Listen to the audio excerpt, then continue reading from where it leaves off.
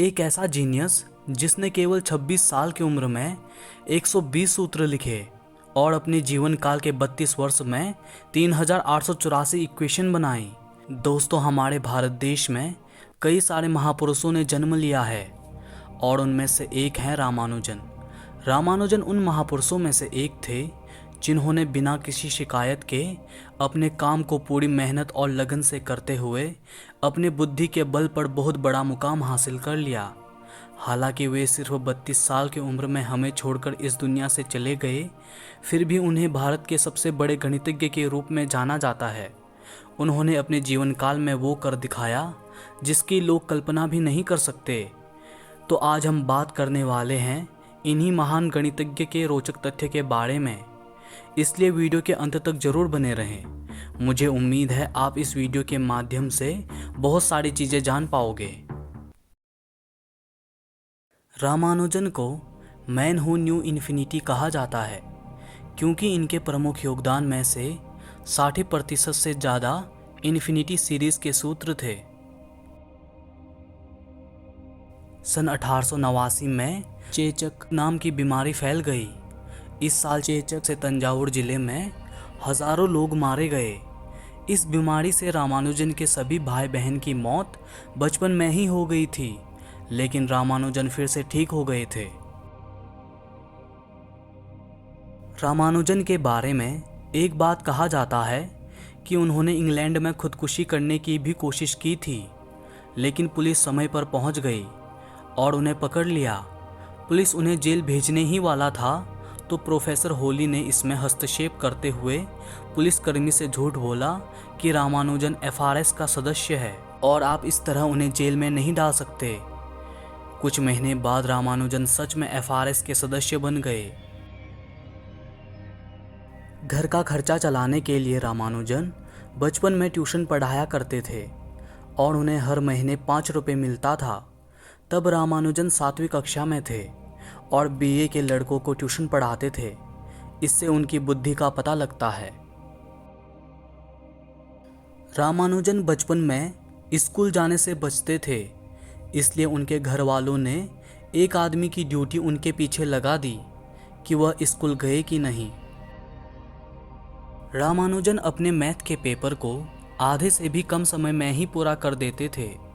रामानुजन ने 11 साल की उम्र में कॉलेज के स्तर का मैथ याद कर लिया था और 13 साल की उम्र में एडवांस ट्रिग्नोमेट्री को याद कर लिया और खुद की थ्योरम बनाने लगे। रामानुजन के बारे में ये भी खासियत है, वे अन्य खोजकर्ताओं जैसे नहीं थे। इतने महान गणितज्ञ होने के बावजूद भी उनका अपने धर्म और भगवान के प्रति विश्वास अटूट था। वे अक्सर कहते थे, मेरे लिए एक समीकरण का कोई अर्थ नहीं है जब तक कि वह ईश्वर के विचार का प्रतिनिधित्व ना करे। ब्रिटेन के प्रोफेसर हार्डी रामानुजन को दुनिया के सबसे महान गणितज्ञ मानते थे। कहा जाता है उन्होंने दुनिया के महान व्यक्तियों को 100 नंबर पर आंका था और इस लिस्ट में खुद को 100 में से 30 नंबर दिए थे, लेकिन रामानुजन को 100 में से 100 नंबर दिए थे। हार्डी ने साल 1915 में उन्हें कैम्ब्रिज विश्वविद्यालय के लिए आमंत्रित किया था। रामानुजन ने अपने जीवन काल के 32 वर्षों में 3884 इक्वेशन बनाई। इनमें से कई तो आज भी अनसुलझी है। क्या आप जानते हैं, मैथ में 1729 को रामानुजन संख्या के रूप में जाना जाता है। पेपर महंगे होने के कारण रामानुजन मैथ के सवाल हल करने के लिए स्लेट का यूज़ करते थे। हालांकि वे अपने साथ एक रजिस्टर भी रखते थे जिसमें वे सारे फॉर्मूले उतारते थे। रामानुजन जब भी नौकरी की तलाश में जाते तो वह हमेशा अपने साथ रजिस्टर लेकर जाते थे, लेकिन लोगों ने इनके फॉर्मूले को हमेशा ही नज़रअंदाज ही किया। वैसे तो रामानुजन ने बहुत से प्रसिद्ध कार्य किए थे, लेकिन उनमें से उनके कुछ प्रमुख कार्य हैं। उन्होंने इलिप्टिकल इंटीग्रल, रीमैन श्रृंखला, हाइपरज्योमेट्रिक श्रृंखला, जेटा फंक्शन और उन्होंने number theorem, mock theta function, Ramanujan conjecture, Ramanujan prime, Ramanujan Soldner constant, Ramanujan theta function, Ramanujan sum, Rogers Ramanujan identities, Ramanujan master theorem and Ramanujan Sato series के लिए भी जाना जाता है। इंग्लैंड से घर आने के बाद रामानुजन को तेज बुखार, खांसी और शरीर से कमज़ोर होने के कारण उनका तबीयत गंभीर हो गई। 26 अप्रैल 1920 को श्रीनिवास रामानुजन की मृत्यु हो गई।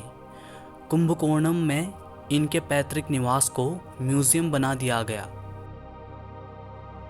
जब 26 अप्रैल 1920 में 32 वर्ष की आयु में उनकी मृत्यु हो गई तो रामानुजन अपने पीछे 3 नोटबुक और कुछ कागज़ों का ढेर छोड़ गए थे। इन नोटबुक्स में हज़ारों परिणाम थे जो दशकों बाद भी गणितीय कार्यों में प्रेरित कर रहे हैं। एक भारतीय होने पर और भारतवर्ष के भूमि पर जन्मे ऐसे जीनियस पर हमें गर्व होता है। हमारे चैनल पर आपको ऐसे ही इंटरेस्टिंग फैक्ट मिलेंगे, इसलिए हमारे चैनल को लाइक, कमेंट, शेयर और सब्सक्राइब जरूर कर देना और नोटिफिकेशन बेल को भी जरूर प्रेस कर देना।